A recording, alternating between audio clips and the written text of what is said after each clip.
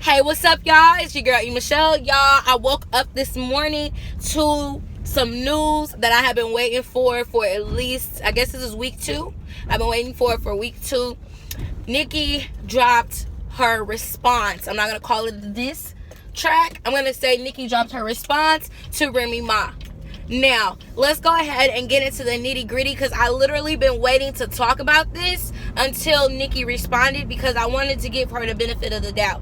Just from off Jump Street, Shether is still killing the game lyrically, all right? I can't take anything away from Shether. It was straight bars, straight... we don't know if they're all facts, but she gave us straight bars, straight facts for 7 minutes straight. And I don't know about y'all, but it was killer, okay? A lot of things happened within the last week with this actual record. Now, we all know that because of copyright issues, that all of Remy's stuff for Shether was taken down. It was removed. It's no longer available unless you have it on your phone. So no links, no nothing. All of that stuff is going off the internet. Y'all know how that goes. Now, a lot of people blame Nicki for this, but let's get real. Let's break it down so you guys understand the point of business, all right? Because it no longer became just a diss, it became business. Now, Nas Camp stepped in and they were the ones who actually got it taken down because Shether used the Ether beat, which if you guys aren't real hip-hop heads, you guys don't know that Ether was his disc record with Jay-Z, for Jay-Z. All right, so that's a little bit of background as to what happened with Remy Ma within this past week. And now we are seeing that Nicki was in Paris all of this time. You know, it was Fashion Week and all that stuff, seemingly unbothered.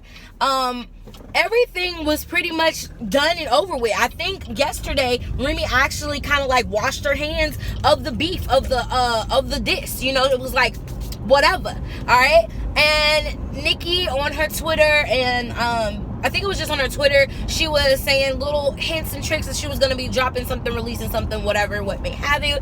And I wake up this morning and there is a diss record featuring Lil Wayne and Drake. And yes, I'm throwing a little side shade there because I just don't understand you calling it a diss when you're having features on there. But from a business side, I get it, okay? So let me explain the business side real quick before we break into the lyrics. So she went ahead and released this as an actual track. Now, when I say that it was released as an actual track, that means you're going to find it on iTunes. You're also going to find it on Tidal, but you're not going to find SoundCloud links, all right? So that's immediate coins, business-wise. That means everything's been cleared. You can make your coins. All right, so business-wise, it was smart. Music-wise, it was smart. Why? Because if you put Lil Wayne and Drake on a track, then you already know it's finna get played everywhere. Airwaves, you're gonna get it played streaming. You're gonna get it played at the club, radios, all of that stuff. You're getting your record played, all right? And it's something that people can move to. They gonna bop to, you know what I'm saying? Now, to all my people, you know, in New York, you know, they probably feeling the Shether beat at the club. I don't know, but, you know, I'm from Memphis, so we like to, you know, jig a little bit, get rowdy with it. But it's different, you know what I'm saying? Like, you're not going to play a diss record at the club and break the mood, all right? So business-wise, this was smart. So let's break into the lyrics of the song. Now, she only gave us a hot 16, all right? She wasn't rapping the whole song. She gave us her lyrical singing that Remy talked about. You know, you singing on the track, blah, blah, blah. Okay, cool. I'm going to break down her 6 points that she gave us real quick within those 16 bars so you guys can decide whether or not she killed it or not.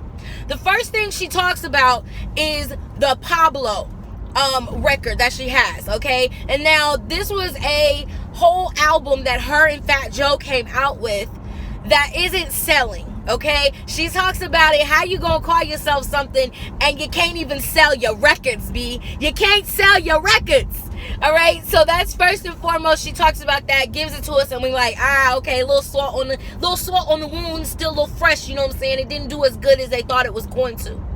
All right, then she brings up the fact that Remy released the record and it didn't do good, so we figured out that Pap was the ghostwriter, okay? So she says you probably needed Pap. And that's in a reference to Papoose, who is Remy Ma's husband. All right, so we already know, people been saying off jump that Papoose probably wrote it, because if you don't know who Papoose is and you're a supposed hip-hop head, then you're probably not really a hip-hop head like you think. I've been watching Papoose. He's one of the greatest lyricists that you're gonna find. He kills it, okay? And I understood the connection between him and Remy Ma when they got together. Anyways, that's beyond the point. We're just gonna say she called out Pat for being Remy's ghostwriter because she couldn't deliver on the second diss record, and it ended up getting taken down before it was even put up. All right, so number 3, she talks about Jay not clearing his voice for a record that Remy did. Now, this is in reference to Remy saying that Nicki referred to herself as the female Jay-Z, but she's also had some lyrics and stuff with Jay-Z's record that has been cleared before, but Remy couldn't get it cleared. So you's a bum bitch, is what she basically was saying. Like, you couldn't even get your stuff cleared by Jay. I have proof. I can call myself the female Jay. That's what I got out of that. You tell me what you think. Number 4, then she hits you with the 1-2 punch. All right, she talks about her getting into an argument with her friend for $1,000. Then she says, how you leave your son for 1 stack, your only son for 1 stack.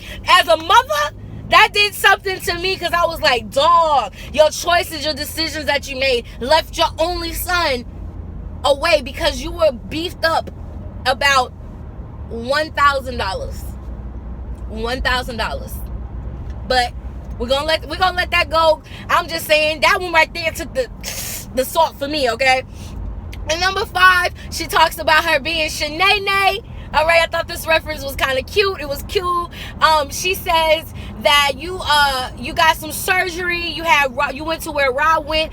Y'all let me know down below. Is she talking about Rod Digger? I'm not sure. I don't even know what Rod she's referencing, but I do know she's saying that Remy Ma got some surgery as well, because Remy was referencing Nicki's surgeries, and Nicki's basically like, but you got surgery too. Mine just happened to look better. Mine actually look good. You still looking like nah after you got off the table. I was like, ooh, did she have surgery? I need to get the facts. Let me check the facts on that one.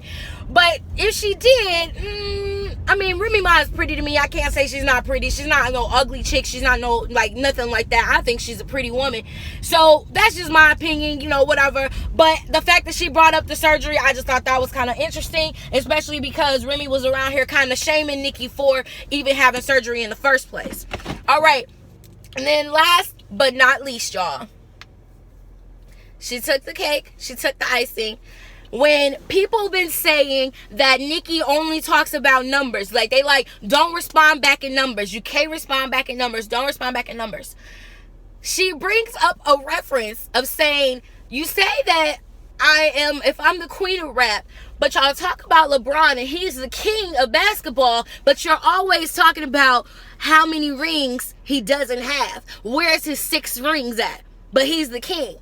So we reference one person as not being of their stature because he doesn't have enough rings, but when she talks about her numbers being her sales, we got a problem with it. I just thought that was what was up, because she gave you the facts and put it down like so you could understand that I'm gonna talk about my numbers.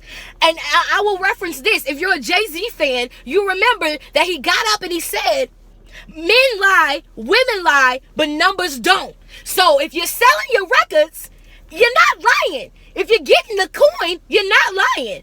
All right? So those were the heavy hitters that came from this record, this track. I still would say that this is not necessarily a diss track. This is more of a response to what Remy said. But at the end of the day, it still gave you some lyrical punches, but it just wasn't as good as Shether. But I still feel it. Y'all know I'm a Nicki fan, I'm a Remy fan, so I'm kind of neutral. But if we're going to talk about who won the rap battle, the actual rap battle, Shether won. But overall, Nicki is winning. All right, Nicki's winning because she's getting her coin.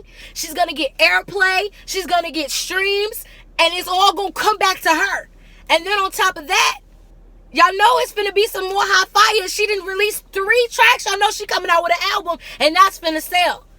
So all of that stuff, all combined, I would have to say that Remy may have won the battle, but Nicki is winning the war.